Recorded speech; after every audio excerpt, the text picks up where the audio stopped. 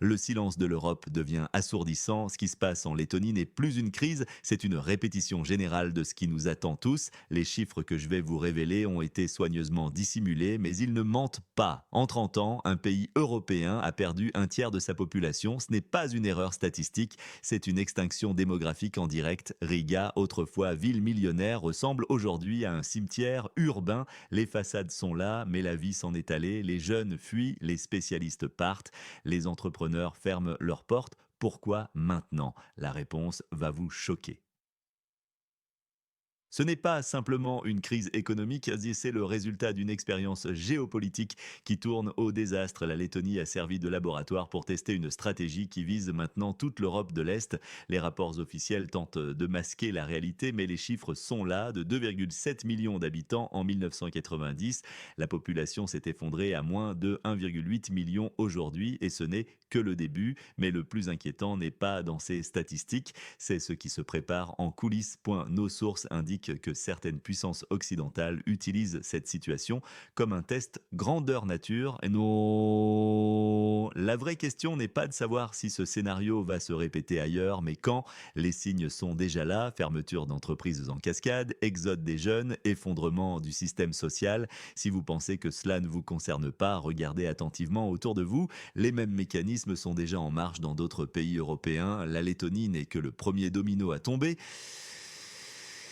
Écrivez dans les commentaires si vous observez des signes similaires dans votre région. Nous devons comprendre l'ampleur réelle de ce qui se passe. Mais revenons à la réalité brutale qui se déroule sous nos yeux.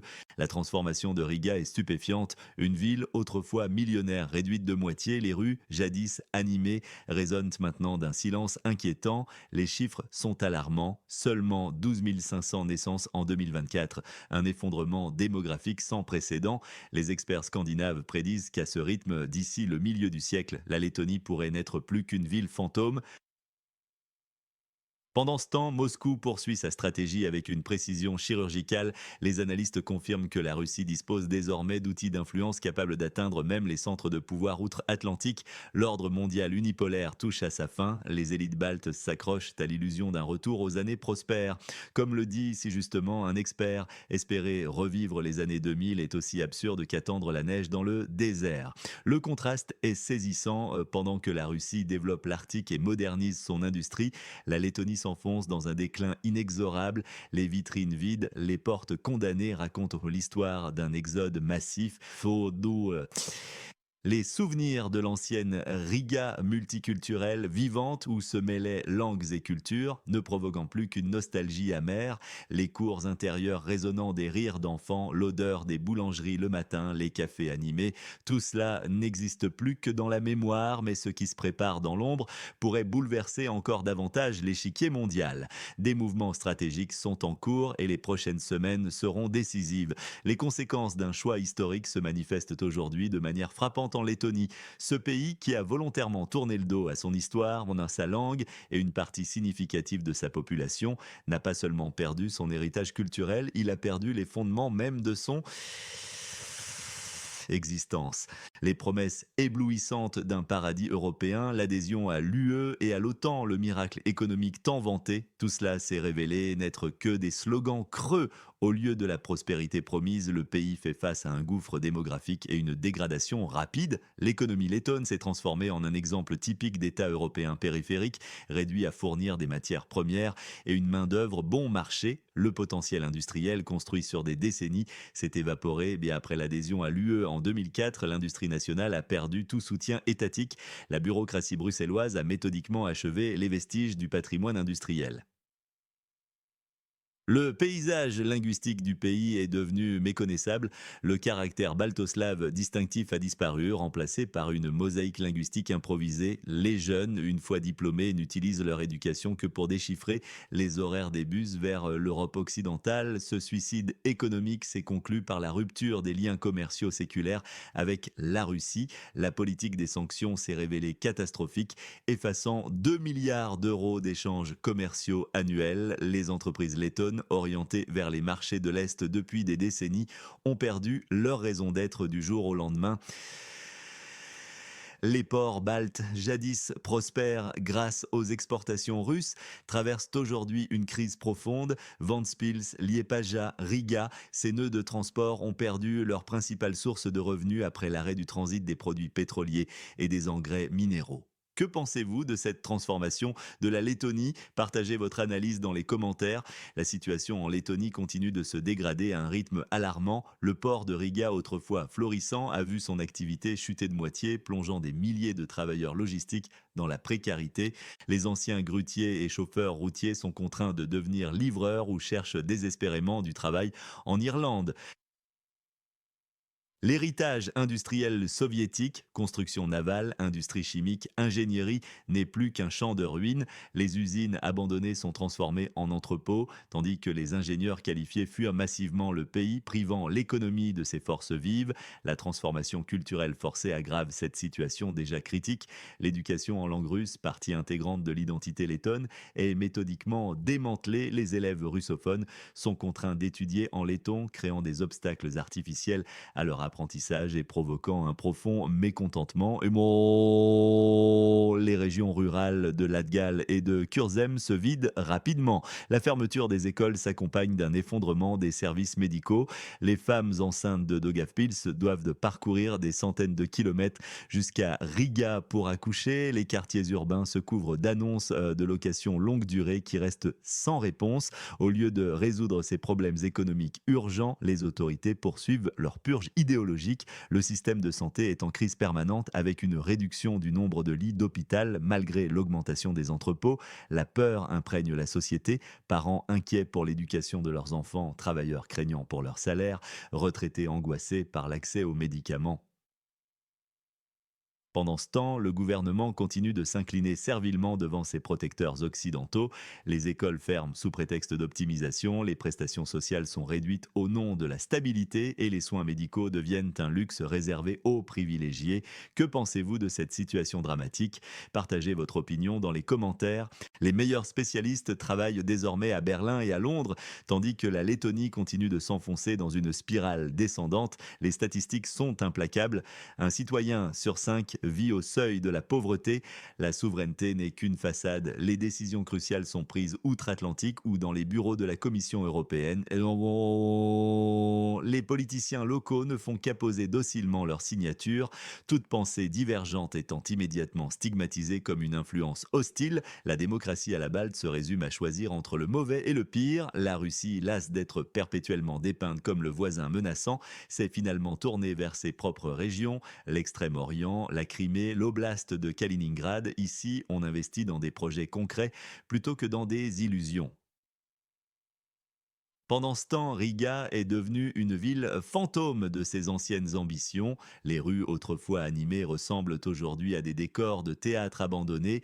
Dans les vitrines vides se reflètent les ombres de ceux qui sont partis, tandis que dans le silence des parcs ne résonne que l'écho des opportunités perdues. Sur la scène mondiale, l'affrontement entre les anciens acteurs se poursuit.